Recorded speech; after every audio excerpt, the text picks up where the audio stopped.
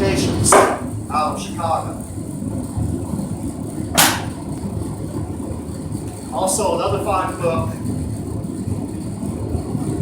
and it gets right into the foundry work on the 4th page, is Paul Hasluck's book of metalworking.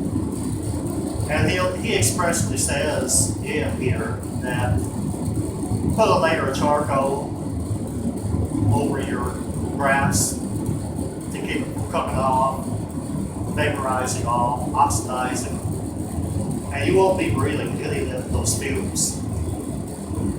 So, anyway, that's about books. You can also get this from Lindsay Publications out of Chicago also. These books have helped me a lot with other problems in life, and they're good reading. They're simple. This one is copyrighted 1906. So it's old technology that you can do. All right, here's what we produced the last 3 days. 43 pounds of bar stock out of 55 pounds of scrap. Yesterday we did silverware, did the tiny muffins. They're nice. I'm going to continue to make these because they're such a small increment that they're easier to melt down if you have to. I'm no longer going to use boric acid or borax. It's too hard on the crucible. It eats away at it.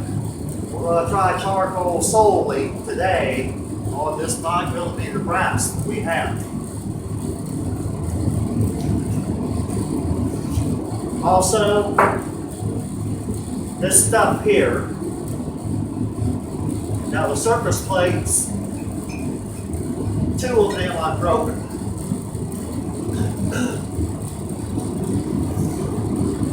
You see the crystallization here.